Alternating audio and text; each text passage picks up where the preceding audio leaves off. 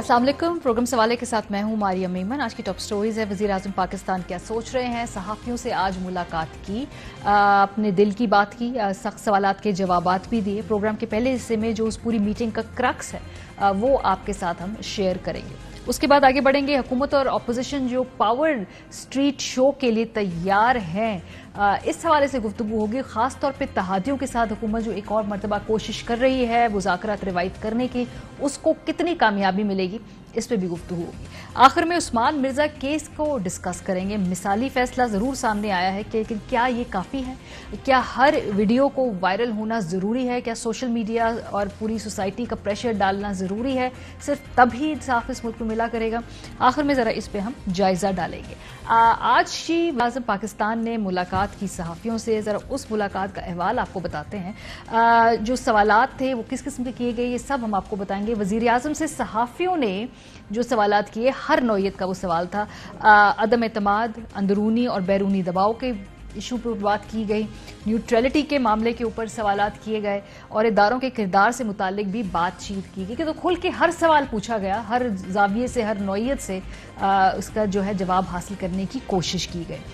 क्या सोच रही है हुकूमत? ये उनके जवाबात से हम जो अखज़ कर रहे हैं वो कुछ यूं है कि वज़ीर आज़म अपने अवामी जलसों पर इस वक्त इन्हिसार कर रहे हैं और उनकी लगता है उनके मुताबिक कि उनकी मकबूलियत 2014 के धरने के दिनों की सतह तक इस वक्त पहुंच चुकी है। सो वेरी कंफर्टेबली वो समझते हैं कि अवामी जो वेव है सपोर्ट की, वो इस वक्त उनके हक में उनके साथ खड़ी है। अच्छा, ये पूछा जी कि इस वक्त क्या हुकूमत एक कंफर्टेबल पोजीशन में है, तो उस पर जो राय है वो ये है कि एक माह पहले तक हुकूमत जो थी वो कमज़ोर पोजीशन में थी, मगर अब वो समझते हैं कि हालात कदरे बेहतर हैं, पहले से बेहतर सिचुएशन है। एक और बात जो थी वो ये कि हुकूमती कैंप में हुकूमत के खात्मे के बाद की सूरत हाल पर भी इस वक्त संजीदगी से गौर किया जा रहा है। इसको रूल आउट नहीं किया जा रहा और उसकी जो pros and cons and strategy, उसके ऊपर बहरहाल अब सोचा जा रहा है संजीदगी से। अगले 6 से 8 माह में क्या इलेक्शन हो सकते हैं? क्या कबल अज़ वक्त इंतखाबात हैं, उनको खारिज इम्कान करार दिया जा सकता है? सो इस पर इसको रूल आउट नहीं किया, ये पॉसिबिलिटी है। और ये तहरीक अदम एतमाद की बात जो है ये हुकूमत इस पर तय करेगी स्ट्रैटेजी अपनी, लेकिन इसको रूल आउट नहीं किया बिल्कुल भी प्राइम मिनिस्टर साहब ने।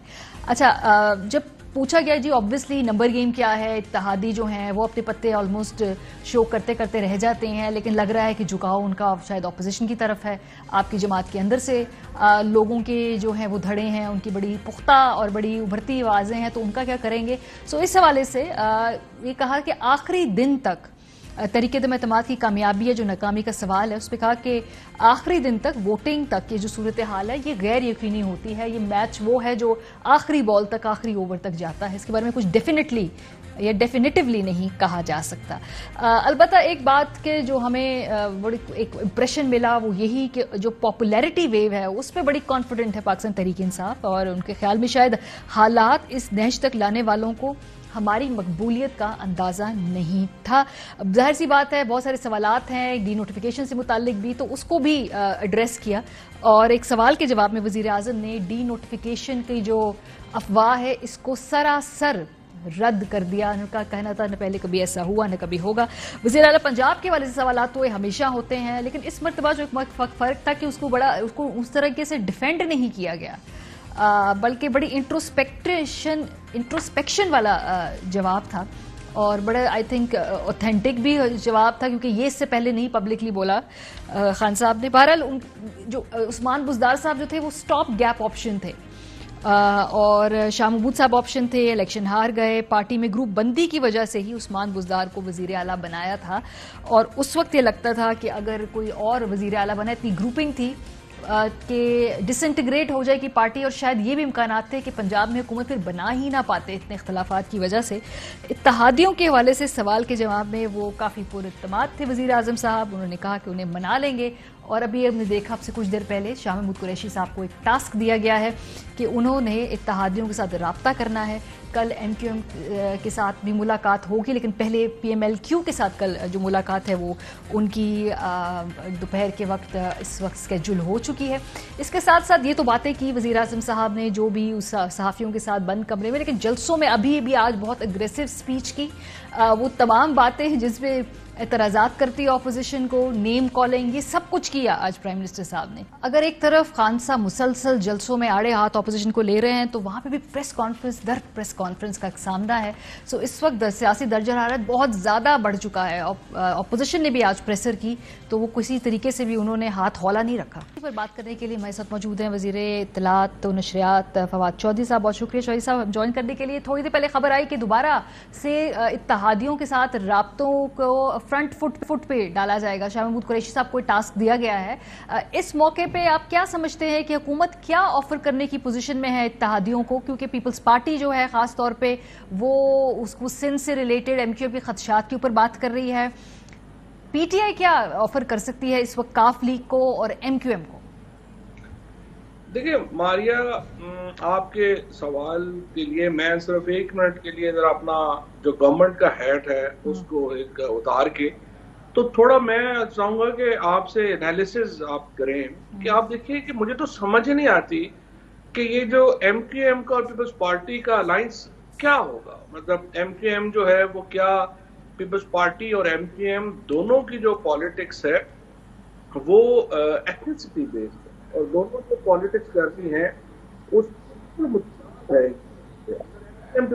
से हाथ मिलाएगी तो मेरे ख्याल में तो उनकी पॉलिटिक्स ही खत्म हो जाएगी। वो कराची के लोगों को, मीरपुर के लोगों को, उसके बाद हैदराबाद के लोगों को वो क्या मोह देंगे कि वो उस पीपल्स पार्टी के साथ बैठेंगे जिसने इन शहर के लोगों के साथ वो मुजालिम किए जिसकी कोई मिसाल भी नहीं मिलती।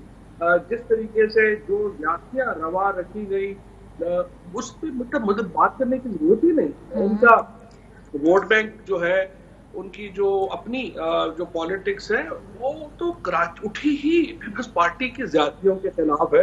और अगर आज पीपल्स पार्टी इकट्ठे होते हैं, मेरा ख्याल है कि अपनी पॉलिटिक्स को बेशुमार नुकसान पहुंचाएगी। हाँ, इसी तरह से उसको आप ले आए लाहौर में पीएमएलक्यू और पीएमएलएन, क्या दो मुस्लिम लीगें जो हैं या दो पार्टी जिनका एक ही किस्म का पॉलिटिक्स है, एक ही किस्म का मतलब उसमें क्या गुंजाइश है पीएमएलएन की सियासत में पीएमएलक्यू की? तो एक 6 महीने अगर लेट से ये गुजार भी ले, आ जाना है 8 महीने बाद आ जाएगा, साल बाद आ जाएगा, ये पार्टी किससे इलेक्शन उनके साथ लड़ेंगे? तो this is beyond my competition actually.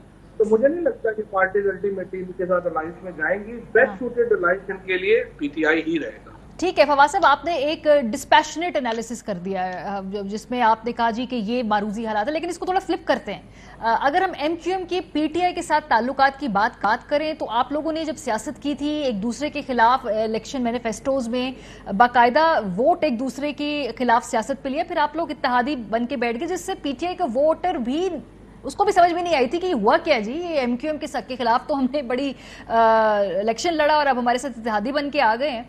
तो ये भी तो एक मैरिज, एक गैर फितरी सा इत्तेहाद है ना ये, फिर भी आपका भी तो गैर फितरी इत्तेहाद है।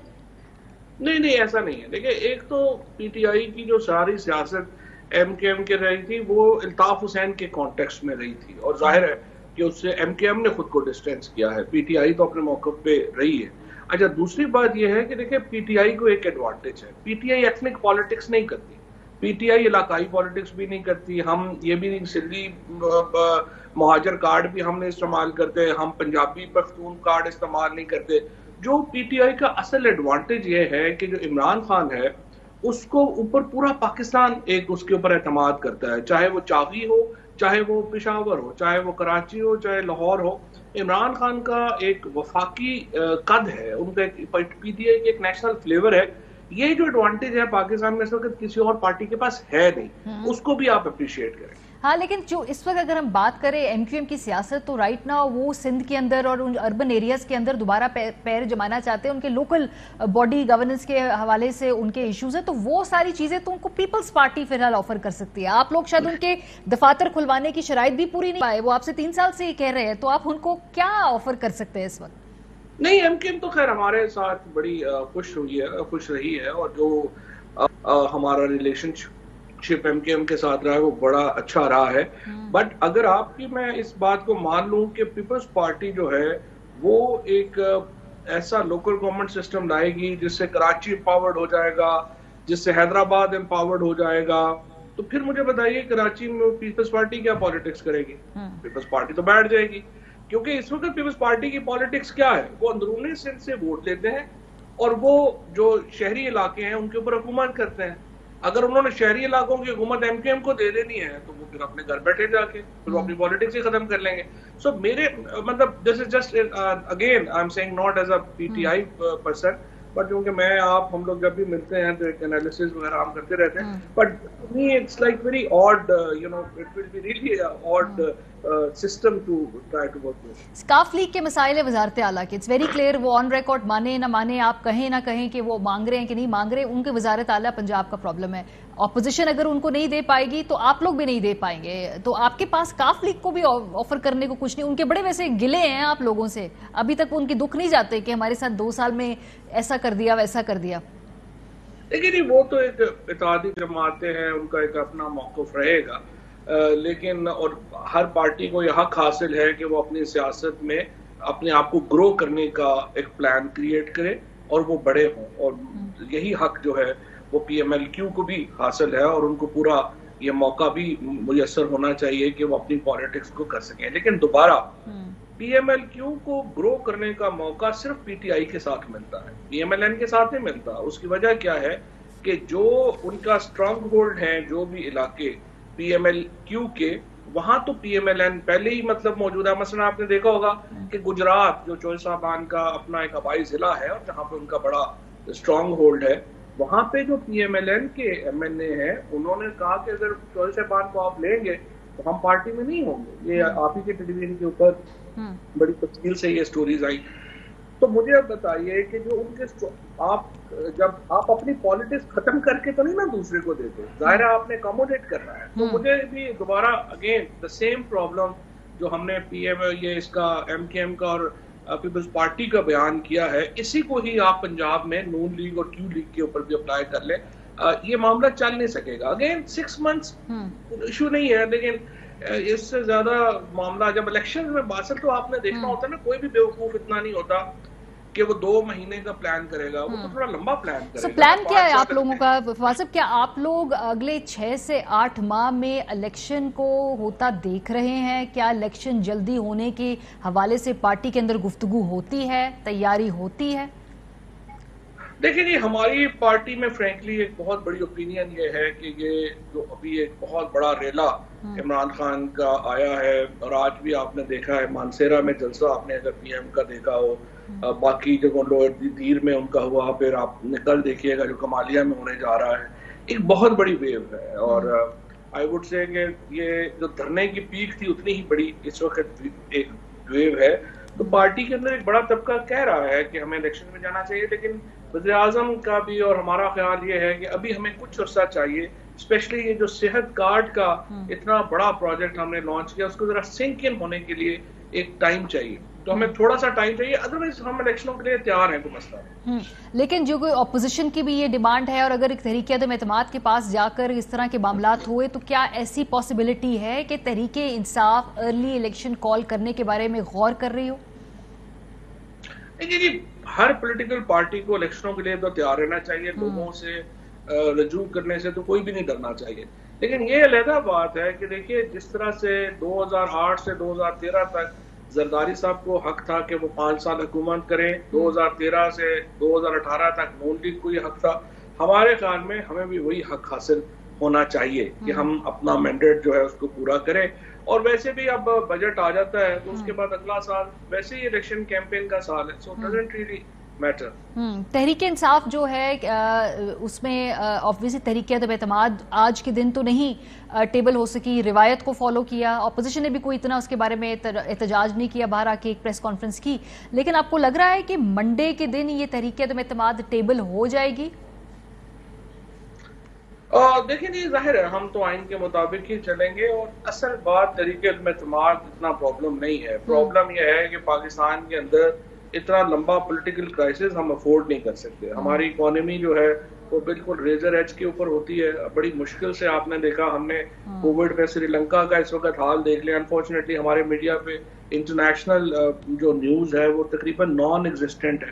अदरवाइज हमारे इस वक्त जो रीजन के हालात हैं वो लोगों के सामने आए और उनको कंपैरिजन का मौका मिले कि पाकिस्तान में हमने किस तरह से यहाँ लोगों को बचाया है इतनी बड़ी एक इकोनॉमिक क्योस से, तो वो उसको अप्रिशिएट कर सकें। लेकिन बहरहाल इसके बावजूद हमें स्टेबिलिटी चाहिए।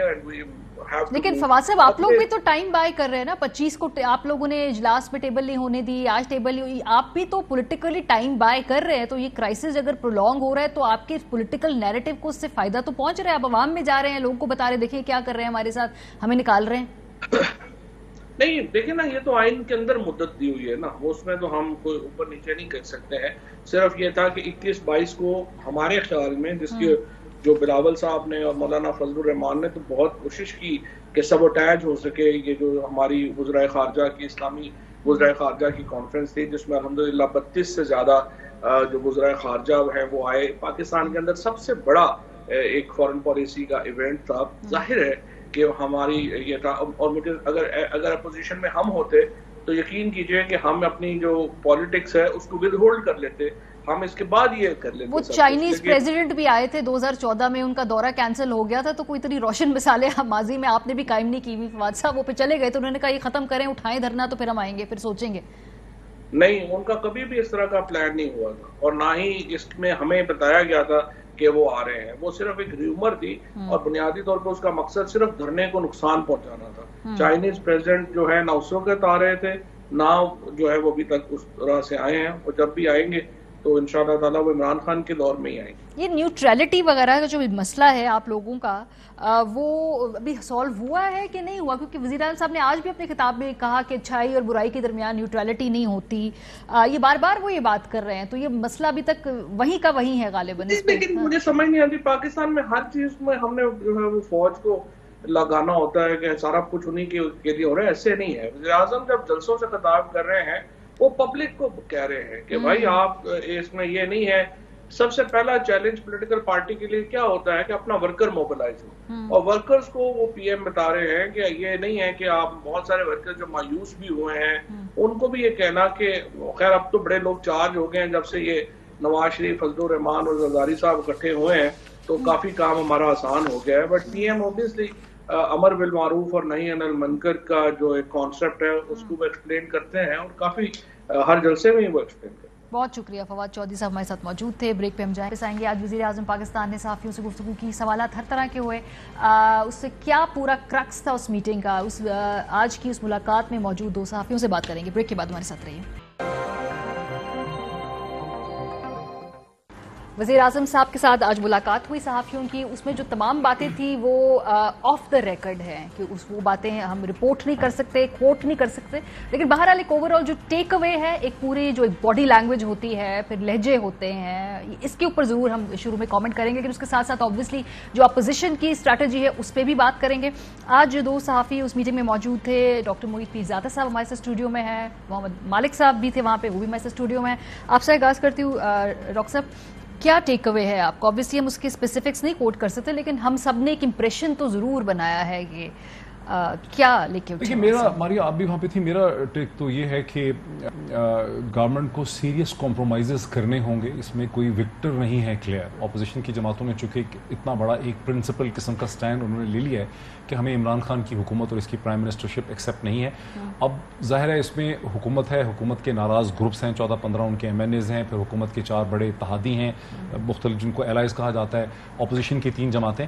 तो गवर्नमेंट अगर इस क्राइसिस से निकलेगी, मुझे लग रहा है कि अल्टीमेटली गवर्नमेंट गिर नहीं सकेगी। लेकिन गवर्नमेंट ना गिरने का मतलब ये नहीं है कि प्राइम मिनिस्टर इमरान खान कोई बहुत विक्टोरियस इमर्ज कर रहे हैं, वो को बड़े स्ट्रॉन्ग इसमें से इमर्ज कर रहे हैं। मेरे ख्याल है गवर्नमेंट इसमें से खासी ब्रूज होके, जख्मी होके इस क्राइसिस में से निकलेगी, और फिर गवर्नमेंट एक अर्ली इलेक्शन की तरफ जाएगी जो 6-7 महीने में हो सकते हैं। उनके, मुझे तो बाहर लगा उनके लहजे से भी, बॉडी लैंग्वेज से भी, जो आप कह रहे हैं ना कि एक ब्रूज होने का जो था, उस तरह का कॉन्फिडेंस मुझे नहीं दिखाई दिया, खास तौर पे जो कोई क्लियर विक्ट्री होगी नहीं इसमें से। मुझे नहीं नजर आया कॉन्फिडेंस। आई डोंट नो आप बाकी क्या इंटरप्रेट करेंगे, आपको भी नहीं लग रहा है सर? मुझे क्लियर विक्ट्री नजर नहीं आती, लेकिन मुझे लगता है कि गवर्नमेंट फॉल नहीं करेगी। अच्छा मालिक साहब, आपका क्या टेक अवे है सर? मेरा टेक अवे ये है कि शायद गवर्नमेंट जरा सेकंड स्टेज के बारे में ज्यादा सोच रही है, और जिसको कहते हैं कि public pressure can play a critical role. एक फीलिंग जो हम प्रोग्राम में डिस्कस कर रहे थे कि इंस्टीट्यूशंस पे बहुत प्रेशर पड़ा लैक ऑफ गवर्नेंस का गवर्नमेंट की वजह से, फिर उसके ऊपर अपोजिशन की अपने जुलूस हड़तालें सब कुछ एक क्यूमुलेटिव इफेक्ट है। आई थिंक गवर्नमेंट कल वाले जलसे पे बहुत हेविली रिलाई भी कर रही है कि इतना बड़ा टर्न आउट हो, इतना बड़ा शो ऑफ फोर्स हो कि न्यूट्रलिटी वाला वर्जन जरा दोबारा सोचने पे शायद इंस्टीट्यूशंस मजबूर हो जाएं कि इतनी सिंपल चीज़ नहीं है। और अर्ली इलेक्शंस एक पॉसिबिलिटी है, बिल्कुल है, 6-7 माह के बाद इलेक्शंस की पॉसिबिलिटी है। वो किस तरह फिट इन हो सकता है इस वक्त जब एक रेजोल्यूशन पेश हुआ है उसके मुताबिक, लेकिन एक इस साल के एंड में इलेक्शंस एक पॉसिबिलिटी है, एक टर्नआउट है। लेकिन एक चीज़ साइड पे बड़ी डेवलप हो रही है गवर्नमेंट की जो फेवर में जाएगी, वो मैं आपके प्रोग्राम में शेयर कर लेता हूँ। मेरी लेटेस्ट इत्तला ये है कि नवाज शरीफ साहब ने बड़े सीरियस एतराज़ात शो किए हैं परवेज़ इलाही साहब को वज़ीर आला बनाने पे ख़ास तौर पे, और वो जो चीज़ पहले हम सेटल्ड समझ रहे थे वो फिर एक बार अप इन द एयर है। और अगर वो ना हुआ तो फिर शायद एक इत्तेहादियों की गेम में एक दोबारा एक ट्विस्ट आ जाए। और कुछ बातें हम कोट कर सकते हैं वज़ीर आज़म की, जो जिन बातों का सिग्निफिकेंट उस तरह इम्पैक्ट नहीं होता। आपको याद उन्होंने ये भी कहा था जब किसी ने पूछा कि क्या परसेंटेज है, तो उन्होंने कहा ये आखिरी बॉल तक, आखिरी मिनट तक ये लड़ाई चलेगी और वहां जाकर सिचुएशन क्लियर होगी। तो आई थिंक जो चीजें हो रही हैं बिटवीन द एलाइज देमसेल्व्स, उसका बड़ा फर्क पड़ सकता है ये सब कुछ।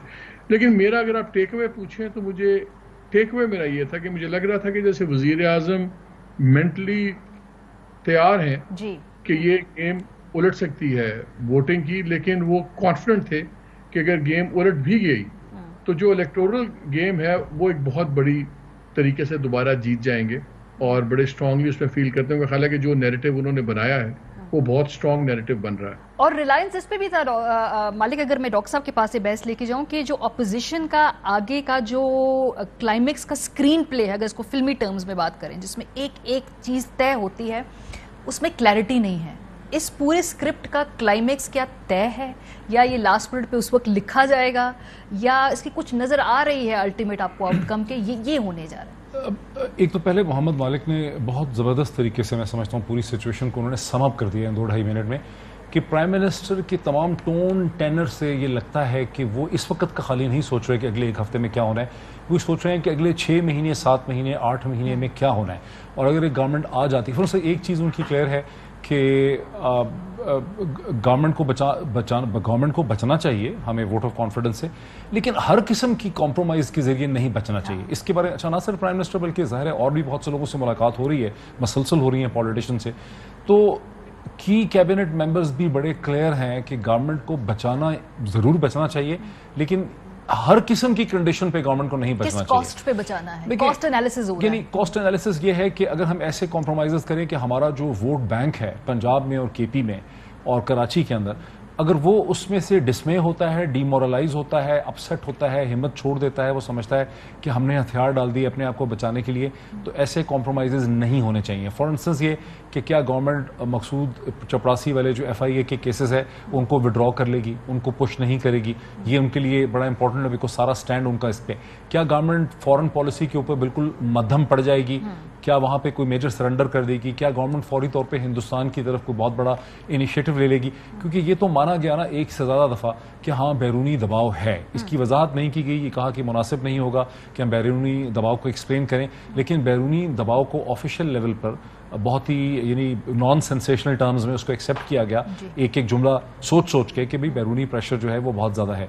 तो ऑपोजिशन का के साथ एक सबसे बड़ा प्रॉब्लम ये है कि हुकूमत ने किसी हद तक एक ऑपोजिशन के साथ एक, मैं समझता हूँ किसी हद तक अब अनएथिकल कह सकते हैं, अगर अनकॉन्स्टिट्यूशनल नहीं तो इतना लटकाया है नो कॉन्फिडेंस वोट को कि जो चीज 10, 11, 12 तारीख को हो सकती थी वो अभी ये भी नहीं पता कि 30 से 31 को भी। पर वो टाइम बाय कर रहे हैं ना, ये डेलिब्रेट स्ट्रैटेजी है। एग्रीड, लेकिन इस डेलिब्रेट स्ट्रैटेजी का जो मेन प्रेशर है वो ऑपोजिशन पे पड़ता है, बिकॉज 3 बड़ी ऑपोजिशन की जमातें हैं, 4 हुकूमत के सपोज नाराज वो हैं, एलाइज हैं, फिर हुकूमत के 14-15 डिसग्रंटल्ड लोग हैं, जहांगीर खान तरीन ग्रुप है। हुकूमत तो बहरहाल हुकूमत है और बैठी हुई है तख्ते के ऊपर। ऑपोजिशन को इस्लामाबाद में आके इन तमाम धड़ों को इकट्ठा रखने के लिए बेतहाशा खर्चा भी करना पड़ रहा है, उनको एफर्ट करनी पड़ रही है, एनर्जी लगानी पड़ रही है। बिलावल भुट्टो कभी उनको बैटमैन फिल्म दिखाने के लिए ले जाते हैं, कभी उनको खाना खाने के लिए ले जाते हैं। तो एवरेज 4 मुलाकातें पड़े। मैंने एक्चुअली टाइम की है कौन किससे मिल रहा है। मालिक साहब, ये ऑपोजिशन ने आज जो इजलास हुआ कौमी असेंबली का, मुझे आपको सरप्राइज हुआ कि नहीं हुआ? अलबत्ता आज टोन बड़ी मुख्तलिफ थी, क्योंकि पिछली दफा उन्होंने कहा कि अगर ये ना टेबल हुई तो हम निकलेंगे नहीं, हम धरना दे देंगे, देखते हैं ओआईसी कैसे होती है। You know, they were aggressive.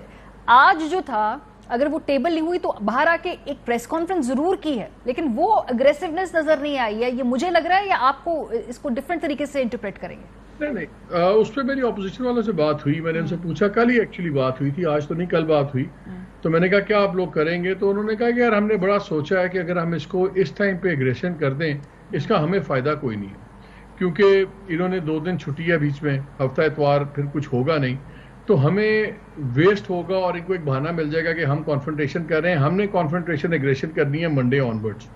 So I think उन्होंने ये देखा था कि आज उनको फायदा होगा नहीं, और फिर इसी मोमेंटम को 48 घंटे, अगले 72 घंटे मेंटेन करना भी मारिया इजी नहीं होता। किसी भी चीज को आप धरना दे के बैठ जाए कुछ नहीं, तो वो एक बड़े फोकस अब जाना चाहते हैं मंडे ऑनवर्ड्स। तो इसलिए बिकॉज एवरीबडी न्यू के होगा, एजेंडा में आ भी गया, ये टेकअप नहीं होगा। सही। इसलिए अब आई थिंक अब जो असल टर्निंग पॉइंट 2 चीजों में है। पहले हम सुन रहे थे कि जी ऑपोजिशन वाले बड़े कॉन्फिडेंट हैं कि 26 तारीख को मैक्सिमम या इनके जो प्राइम मिनिस्टर साहब के जलसे से पहले खलीफों का उनकी एक प्रेस कॉन्फ्रेंस कर देंगे, सामने ले आएंगे। जो ये लेटेस्ट हम सुन रहे हैं परवेज इलाही साहब वाला और मियां साहब वाला चीफ मिनिस्टरशिप वाला, ये बड़ा एक डील ब्रेकर है। ये कोई मामूली चीज नहीं है। अगर इसके अंदर कोई प्रॉब्लम हो गई तो ये खाली ये डील इफेक्ट नहीं कर सकती, ये दूसरी एमक्यूएम की डील भी इम्पैक्ट कर सकती है। सो ये एक बड़ा टर्निंग पॉइंट है which has to be watched very closely. और पीपल्स पार्टी और पीएमएलएन के दरमियान ये बड़ा एक इंपॉर्टेंट कॉन्फिडेंस बिल्डिंग मेयर भी होगा फॉर एनी फ्यूचर सेटअप, अगर उन्होंने साथ मिलकर काम करना है। ऑपोजिशन की इस वक्त आपको क्लैरिटी नजर आ रही है? लेट्स अज्यूम खान साहब के खिलाफ तहरीक अदम एतमाद कामयाब हो जाती है, सिनेरियो है ना, उसके बाद do they have a clear plan, या जैसे ऊपर के 2-3 टॉप लोगों के अलावा पता नहीं है किसी को, या पता है अनवेल नहीं कर रहे?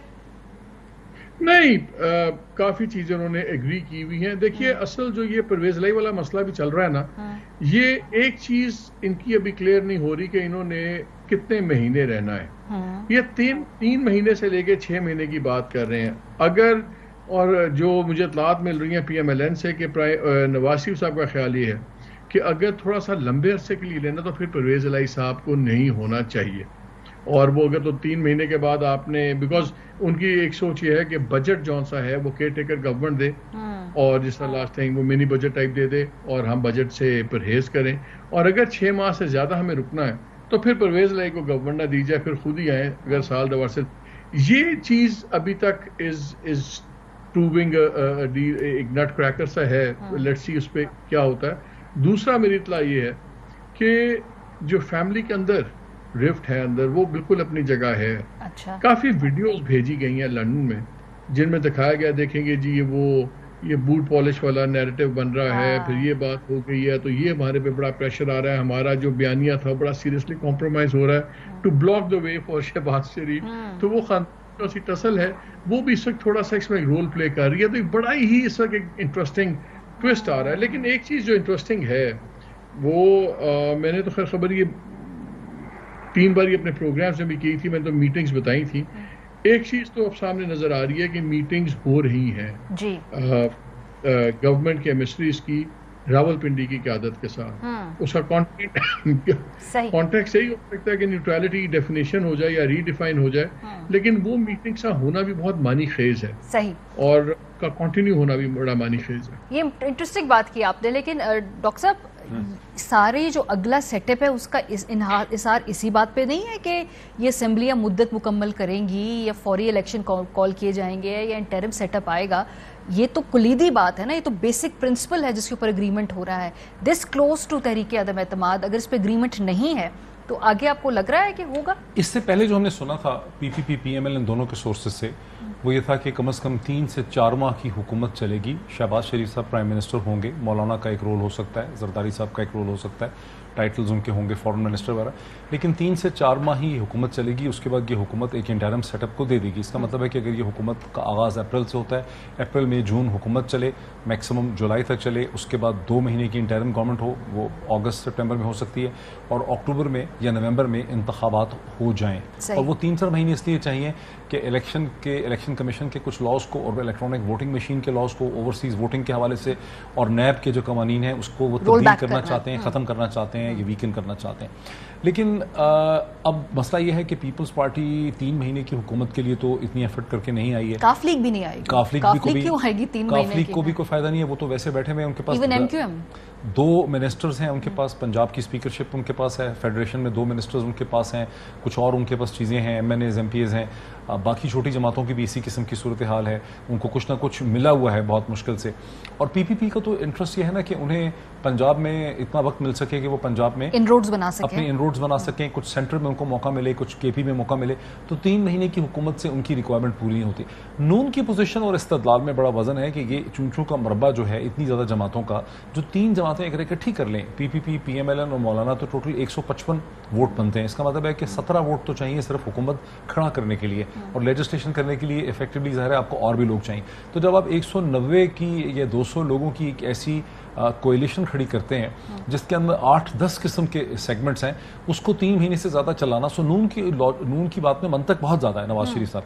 अब उसमें ये भी माइंड रखना चाहिए कि इस पूरी सियासत में तजर्बा जो है इस पाकिस्तान की सियासत के उतार चढ़ाव को देखने का, वो नवाज शरीफ से ज़्यादा किसी का नहीं है। बिकॉज 1983 से वो सियासत में है, 17 बरस पिछली सदी के, 22 इस सदी के, तो कम से कम 40 बरस का प्रैक्टिकल हैंड्स ऑन एक्सपीरियंस है उनका, हुकूमतें गिरना और निजाम के अंदर से समझना। तो वो समझते हैं कि 3-4 महीने से एक्सपीरियंस भी तो उनका है ना कि एक भी गवर्नमेंट अपनी पूरी नहीं कर सके। तो अगर इतनी ब्रिलियंट चला रहे होते तो एक मुद्दत तो पूरी कर लेते। तो इसलिए आई डोंट थिंक इस एक्सपीरियंस से इतनी ज्यादा फिक्रमंदी की बात है। मेरी अपनी एक रीडिंग है, ये इतला नहीं, ये असेसमेंट नहीं, मेरी एक असेसमेंट सी है कि या तो 3 माह में ये गवर्नमेंट अगर ये कामयाब होते हैं, अगर ये 3 माह में ना गए तो फिर ये टर्म पूरी करेंगे। अगर इनको बजट देना पड़ गया, ये जाना चाहते हैं बजट से पहले, अगर बजट ही इनको देना पड़ गया है इनकी गवर्नमेंट को, तो फिर ये मेरा ख्याल है कि पूरा 1.5 साल गुजारेंगे, फिर ये जाना नहीं चाहेंगे। जाएंगे तो ये 3-3.5 महीने के अंदर जाएंगे, ताकि केयर टेकर्स के थ्रू एक बजट आए, वो जो हार्ड बजट होगा, सब कुछ होगा। और अगर वो बजट उनको देना पड़ गया, then they will stay। PMLN की वो कैसे बच सकते हैं बजट से? अगर अभी गवर्नमेंट उनको मिलेगी तो बजट तो देना पड़ेगा जून में। जी मालिक साहब, बजट से कैसे बच सकते हैं? बच सकते हैं, अगर 3 माह में ये निकल जाएं तो बच सकते हैं। You can stretch it to June के मिड तक आप स्ट्रेच कर सकते हैं। वो तो फिर अगर, यही तो मैं कह रहा हूं, अगर इनको बजट देना पड़ा, then they will stick around, फिर ये रहेंगे। और बजट से तो नहीं बच सकते, बिकॉज बजट तो बन जाता है जून के शुरू में।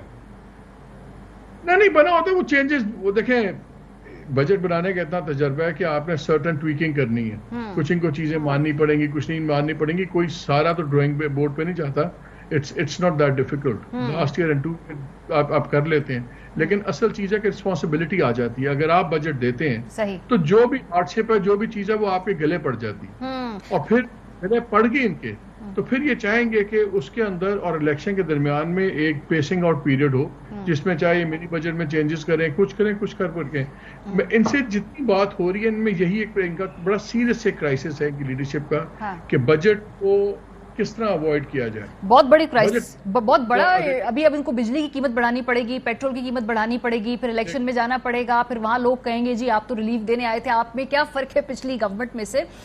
तो डॉक्टर साहब, इसको बहस को समेटते हैं कि चलें जी, तहरीक एतमाद के बाद चले, ऑपोजिशन कहती है हम हुकूमत बना, फिर खान साहब क्या करेंगे? असेंबलियों में ऑपोजिशन में बैठेंगे, रोड पे जाएंगे, प्रॉपर एक जैसे रैली स्ट्रीट मूवमेंट थी वो शुरू करेंगे, या वो फिर कहेंगे ठीक है ऑपोजिशन लीडर? सड़कों पे तो वो डेफिनेटली जाएंगे। सड़क उनको ज्यादा पसंद है असेंबली के मुकाबले में। अब तक हमने जितनी उनकी तारीख देखी है असेंबली के अंदर, तो उन्होंने कोई बहुत तकरीरें नहीं की। उनका वो ब्रिटिश पार्लियामेंट्री स्टाइल नहीं है कि असेंबली में खड़े होकर लगातार तकरीरें करें, जो बहुत से और लीडरान का है।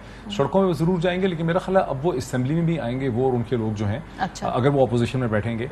और वो उनकी सारी कैलकुलेशन ये होगी कि ये इतनी बड़ी जो कलेक्शन है 3, 4, 5 जमातों की और धड़ों की, ये स्मूथली ऑपरेट नहीं कर सकती। और पहले भी तो झगड़े यही हैं। जो लोग इस वक्त पीटीआई से नाराज हैं वो इसीलिए नाराज हैं कि उनका ख्याल था उनको कोई मिनिस्टरशिप, कोई जूनियर मिनिस्टरशिप, कोई एडवाइजरशिप मिल जाएगी, किसी को डिपो चाहिए, किसी को स्टोर चाहिए, किसी को लाइसेंस चाहिए, किसी को इम्पोर्ट एक्सपोर्ट चाहिए। और हुकूमत कुछ लोगों को अब्लाइज करती है, सबको अब्लाइज नहीं कर सकती। तो अगर एक पार्टी सिंगल पावर में नहीं होगी तो उनके लिए उसको रन करना शो को बहुत मुश्किल होगा। इसीलिए नवाज शरीफ चाहते हैं कि वो जल्दी इलेक्शन करवाएं, ताकि उनको ये ख्याल है कि हम 100 के करीब 90-100 सीटें तो आसानी से और शायद उससे ज्यादा पंजाब से ले लेंगे। वो भी एक बहुत शुक्रिया आप दोनों का। बड़ी ट्रिकी सिचुएशन है कि ये अगर तरीके तो एतमाद कामयाब भी हो जाती है तो उसके बाद की भी सूरत क्लैरिटी नहीं है, और उससे पहले तो ऑब्वियसली एक बड़ी ही जिसे कहते हैं गैर यकीनी सी सूरत हाल है अगले आने वाले चंद दिनों में। ब्रेक पे जाएंगे, वापस आएंगे, क्लोजिंग नोट होगा हमारे साथ। Welcome back. और प्रोग्राम के आखिरी से में बात करेंगे उस्मान मिर्जा केस की। इस केस की वीडियो जब सोशल मीडिया पे वायरल हुई तो उसके बाद पूरे मुआशरे में इसका एक बहुत ही ज़्यादा खौफनाक अफेक्ट हुआ। और अब आज की जो एक अच्छी खबर सामने आई है वो ये है कि इस्लामाबाद के सेक्टर 11 के एक फ्लैट में जो एक जोड़े को जिनसी तौर पर हरासा किया जा रहा था, उस बरहना वीडियो बनाने और उन्हें जिनसी अमल पर मजबूर करने के मुकदमे में जो अदालत है उसने मरकजी मुलजिम उस्मान मिर्जा समेत 5 मुलजिमान को जुर्म साबित होने पर उम्र की कैद सुना दी है। और जो 2 मुलजिमान हैं अलबत्ता उमर बिलाल मरवत और रेहान हुसैन, उनको बरी किया गया।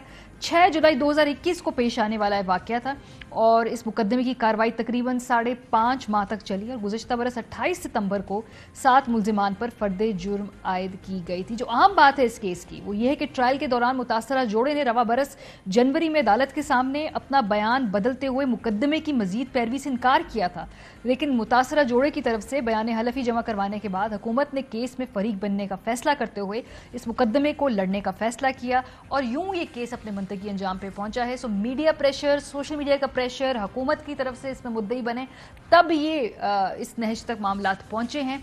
बाकी मुकदमात में भी जो लोग हैं उनको इतनी ही तेजी से इतना इफेक्टिव इंसाफ मिलना चाहिए है। अदालतों का अपना ये काम है, अपना फर्ज है कि स्पीडी जस्टिस को इंश्योर करें। प्रोग्राम का वक्त खत्म हो गया, अपना फीडबैक देना मत भूलिएगा। ख्याल रखिए, खुदा हाफिज़। अहम तरीन खबरें अब एक क्लिक की दूरी पर। आपके पसंदीदा टॉक शोज हों या अहम मुल्की या गैर मुल्की शख्सियात की न्यूज कॉन्फ्रेंसेस, हर लम्हा बाखबर रहने के लिए सब्सक्राइब करें हमारा YouTube चैनल। मौसम की सूरत हाल हो या खेल के मैदान से खबरें, अपने मोबाइल फोन से मुल्की और बैनुल-अक़वामी अहम खबरों तक रसाई के लिए डाउनलोड कीजिए मोबाइल ऐप। बावसूख ज़राए से मुसद्दिका खबरों, तज्ज़ियों और तबसरों से मुस्तफीद होने के लिए विजिट कीजिए पाकिस्तान की सबसे बड़ी न्यूज वेबसाइट www.arYnews.tv। इन सब के अलावा पाकिस्तान का सबसे बड़ा फेसबुक पेज हो, सबसे बड़ा न्यूज इंस्टाग्राम अकाउंट या फिर ट्विटर, ARY न्यूज पहुंचा रहा है खबरें सबसे पहले आप तक, ताकि आप रहें हर लम्हा बाखबर।